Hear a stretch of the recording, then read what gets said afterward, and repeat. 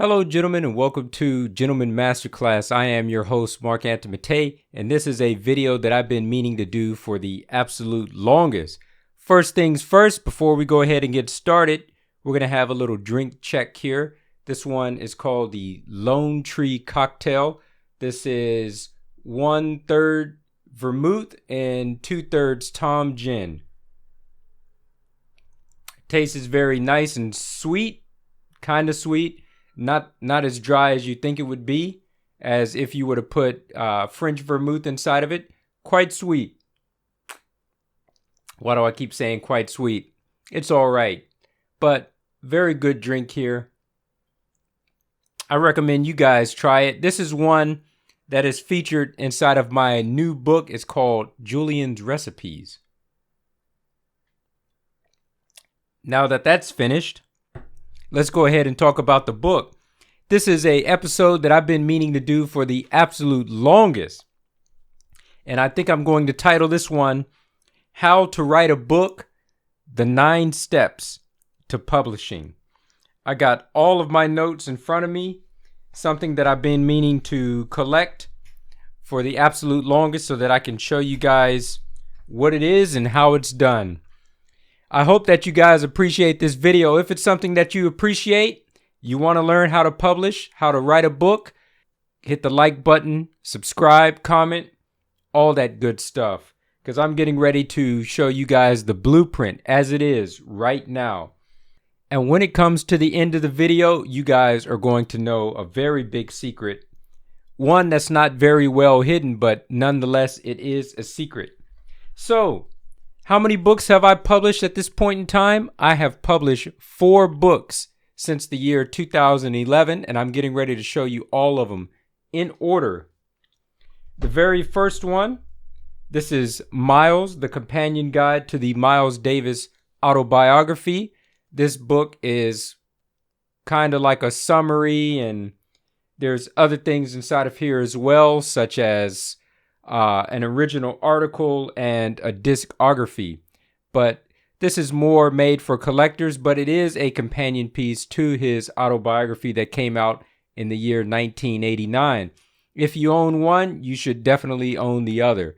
So make sure that you guys pick this up if you're a big Miles Davis fan and if you have that book. This one came out in 2011. It took me about 2 years to compile all the information that is inside of it. So even as short as it is, it was very time consuming to make. This one is about a good 100 pages. Originally, I think it was 69 pages, and then I had expanded it and turned it into a 100-page hardcover book.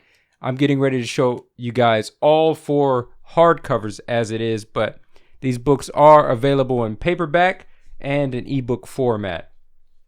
My second book that came out last year, July 27, 2020. This one is called 50 Japanese Whiskeys Tasted in Japan, 192 pages with 92 pages of full color images, full page color images inside of it, and a review of 50 Japanese whiskeys. If you guys want to get into the Japanese whiskey game, this is a quintessential book that you need to own. Next up, just came out on Juneteenth. Both of these books came out on the same date, but expanded versions of these old books from over 100 years ago with new forwards, new introductions, new writings, and new reviews from yours truly. The first one is called The Ideal Bartender by Tom Bullock, and I titled this the Centennial Edition, as this is a special edition that is 100 years later from when it first came out in the year 1917. The pictures inside of this one is very nice, as are the reviews, my personal reviews over drinks such as the one that I just had.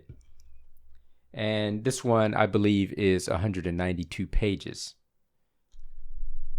Then we have the final cocktail mixology book, Julian's Recipes. This one is also the Centennial Edition, as this book came out in the year 1919.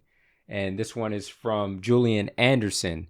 He's had a very storied career and a very storied life. He died, I believe, at the age either 100 or it could have been the age 102. But a very successful man, especially when it comes to making cocktails. Now, both of these men, these are the two first Black African-American men to publish books on cocktails and mixology.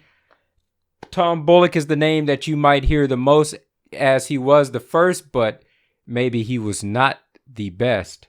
But I would put these men on par with one another. They're both peers. I guess you can't pit one above the other, but very nice books as they are. 4 books, 3 of them about spirits, 2 of them about cocktails, 1 of them about whiskey, and 1 of them about jazz music and or a discography. Very nice.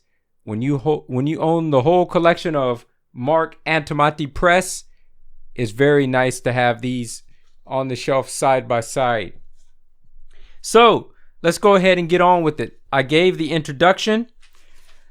Without further ado, let me just go ahead and just name off the first 9 steps to publishing. The only 9 steps, but we're going to start in sequential order, chronological order, the way that you have to complete these before you have a finished product as it is.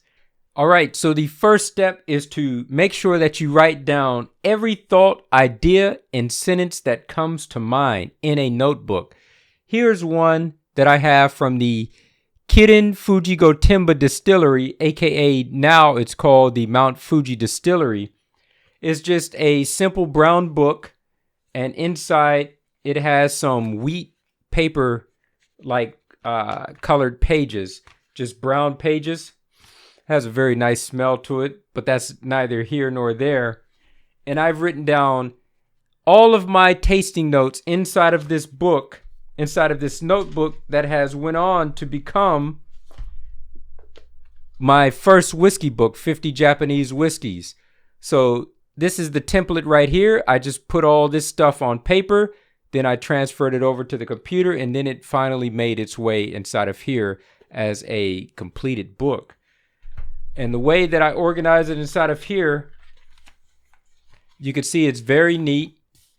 We have the photo on the left-hand page, my review over on the right, and below that we have all my tasting notes for the nose, the palate, the finish, the ABV, meaning how strong the alcohol is, the distillery that it came from, and the price. But before it made it onto this page, looking as organized as it does originally, that was just this. That's all it was. Anytime that you have an idea or you have a thought, you got to put it to paper as soon as possible, because there's the potential that once you forget it, I mean, that's it. You won't be able to reword it that same way ever again. So once you have it perfectly inside of your mind, you got to put it to paper as soon as you possibly can. So that's step 1. Step 2 is type everything up inside the computer, which I did. I took it from this notebook and put it inside of Microsoft Word. And then you have to run it through the spell check software or your editing software, such as Microsoft Word or Grammarly, and make sure you get all the grammar correct as it is. Now, I am not sponsored by them in any way, but I do have to put a plug out there for Grammarly. They did not sponsor this video, but just putting a word out there. If you write absolutely anything at all, emails, books, short form articles, just anything that you could possibly imagine, you need Grammarly. It's an app that checks your grammar. Of course, there is the free version of that, you know, when you want to dip your toes inside the water just to see how good it is.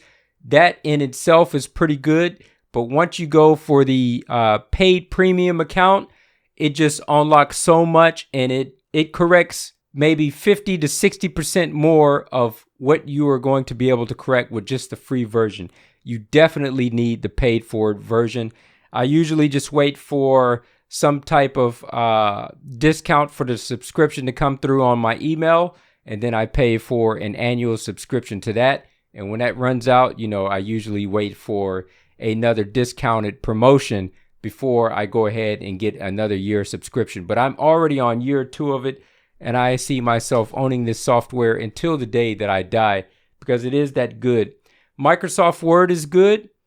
You can start off by running the spell check in Microsoft Word. You take it over to the free version of Grammarly. Still not going to be enough. You got to go ahead and get the premium version of that. You take it over there. Your book is going to be absolutely solid with no mistakes. But then again, there is something else that you have to do. There's going to be other mistakes, if not grammatical. There's going to be other mistakes inside of your book, which goes ahead and takes us to step 3. You have to print your manuscript. Once you print the manuscript, you take a highlighter. Let me go to a good page here. You take a highlighter and you go through and you highlight anything that you feel just doesn't have the right flow to it. If you're missing some information, highlight everything that needs correcting. And that's going to help you so much in the long run. So you need to print your manuscript and you need to check everything manually. Step 4. Give your grammar corrected draft to your editor. They are going to find things that you did not find and things that you did not think about. They are going to think about those things and they are going to tell you in a very harsh way. And it is for your betterment. When I gave it to my editor, he gave me about 15 things that I wanted to correct. And I didn't want to hear of it at all from this guy. And I was so infuriated by the end. After he had given me back everything that I needed to correct, I was cursing myself on the inside and I wanted to curse him out externally. But once I got home and I thought about it deeply, I ended up making 14 out of the 15 changes that he recommended. There was one change that I thought was not going to be beneficial that he gave me at all. So I just, it's like food. You take what you want and leave what you don't. But ultimately, it's for your betterment, so you should take more than what you're leaving on the table. So there was one correction that I did not make, but ultimately 14 out of 15 of the suggestions that he made, I did go ahead and make those corrections. And I'm so much better off in the long run and so much happier with the outcome of my book after I made those corrections. Step 5. So after you write it in the notebook, you get it on the computer, you print out a copy, you check it, your editor checks it. Then what you need to do is this. You put your book inside of whatever desktop publishing or page layout design software to make it print ready. What I'm saying by that is that you have to arrange your book inside of a format so that visually it is pleasing to the eye, it is very well organized, and you have a template for how the entirety of your book is going to look. So you have to put it inside of that desktop publishing or layout design software to get the look of your book. Now, Microsoft Word is something that everybody has. And what I would like to share with you guys is that my very first book, The Miles Davis Companion Guide to the Autobiography, the entirety of this book was written in Microsoft Word, which was later converted to a PDF, and then that PDF was sent off to be turned into this book. And I organized it in such a very clean visual way that just the text layout inside of this book looks pleasing to the eye. Now, you don't have to use that. My other 3 books, the subsequent books after the Miles Davis book, I did not use Microsoft Word to write these books or to do the layout.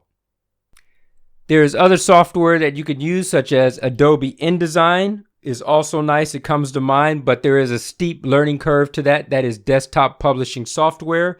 But I actually and unbelievably use Adobe Photoshop and Adobe Illustrator to make these 3 books. Now, it's a very unorthodox thing to do, but I've been using this software for about 25 years of my life, so I'm very well skilled in it, And that's what I had to do to get the books looking print ready.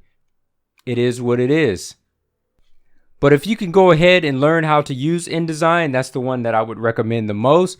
But because I have the most skill to manipulate artwork and text and anything that I want using Photoshop and Illustrator, that's what I used. Step number 6, you have to make the decision of whether you're going to go the route of traditional publishing or whether you are going to self-publish. If you are going to go the route of traditional publishing, you could probably bypass step number 5, as they'll take care of all the layout and formatting for you. Number 7, print a copy of your book and open it up, inspect it for quality control. Make sure that everything is good on the inside of the book, as well as give it to your editor to let them check it out and make sure that everything is 100% before you do that final run. If you're doing self-publishing, it's okay. You can make changes at any point in time. But if you're getting ready to send it off to a traditional publisher to mass produce, you need to make sure that this thing is 100%. So you got to run through it in full one more time. Just like as when you printed it off before and you went through with the highlighter, you got to do it again. I probably checked this book over 100 times before I finally sent it off to get printed. And still there were some minor mistakes inside of there. I was able to take care of them after the fact, but you don't want those things to show up out there at all. Step 8. If self-publishing, you got to find an online distributor to get your work out on Amazon, Barnes & Nobles, etc. But again, traditional publishers, they are going to take care of all the distribution for you, so you don't really need to worry about that. But self-publishing, make sure you put it out with the right online distributor. Step 9, and this is the final step. Once you have your books out on the market and they're floating around on the internet and they're being sold, one of the most important things that people neglect is not that you just publish a book and people are just going to start flocking to it and just buying it in droves. You have to promote the book. If you don't do the advertising, nobody is going to see this book whatsoever. So you have to do the advertising for this book so that it reaches as many eyes as possible for like-minded people that is interested in the subject matter, so that the books can end up inside of their hands. If you do zero promotion, there's the possibility that you're going to get zero sales. If you do self-publishing, there's the possibility that Amazon will promote it for like a month on the front page after you get it out there. But after that, you're going to be left in the dark. So probably I would recommend to pay for some advertising so that things get taken care of. Traditional publishers, again, might handle that for you. But if you're self-publishing, you got to take care of it for yourself. And you got to stay on top of that so that you get it inside of as many hands as possible. So now that we went through all the steps, I got to tell you guys the secret. I mentioned the secret at the beginning of the video. The secret is that this is all common knowledge, all 9 of these steps. Even if you never published a book before, just common sense tells you that these are the steps that you need to follow to publish your book. So if it's common knowledge, why am I regurgitating this stuff and telling you again? Well, I got to tell you, when you hear the steps, it's going to do something inside of your mind. You can recognize them and you know what it is that you need to do. It helps put a mental image inside of your mind of the process that you need to go through so that you can start taking care of business. Of course, you already know it, but you need to hear it again to reassert you of what you need to do. It's all about motivating yourself to do something about it.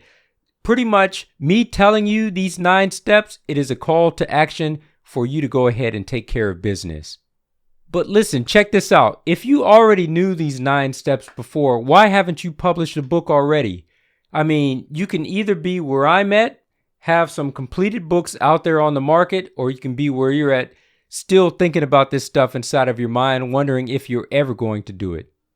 All in all, the difference between me and the people that haven't published, the have and the have-nots, it's all about time and discipline.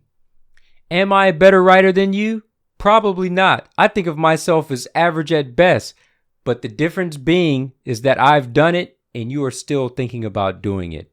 Make sure that you put in the time, research, and have the discipline to follow through and see it through to the absolute end. That's all I did. I did it. I worked on these things very slowly. This one took me 2 years to make, and this is only 100 pages. It shouldn't have taken that long, but I was working on it constantly. I had the discipline to see it through to the absolute end. Thus, therefore, it is finished. This one took me about a good 2 years to finish. These two books, these two cocktail books, the both of them together took me 8 months to finish. Once you get one down the chute and it's done, you know the regimen of how to get it done, and you can start churning them out faster and faster because you already been through the routine. You know that you can do it, and it's nothing but a thing. Anyways, again, this video has been a call to action for you to start winning. Listen, we all should be winning. It's not that I put out my books and I'm trying to compete with you. You can have your books out on the market alongside mine. It's not going to affect me one bit. Listen, we could be winning together, and that's what I absolutely want for you. I want the best for you. Just make sure that you have the discipline to take care of business. So with that said, gentlemen, if this video has been helpful to you, make sure that you hit that like button because it would really help me out a great deal to grow this channel. And I would like to see you guys come back for more where I talk about all of these steps in detail, and I can let you guys know specifically what it is that I did at each step and how to advance through it. But that was just an overview of the whole thing in scale. This video is the blueprint, so to speak, but it can get a lot more detailed. As much detail as I want it to go into is how deep I can go. Anyways, gentlemen, I thank you all for watching. Salute to you wherever you may be out in the world. And as always, guys, you guys know what to do. Keep it classy.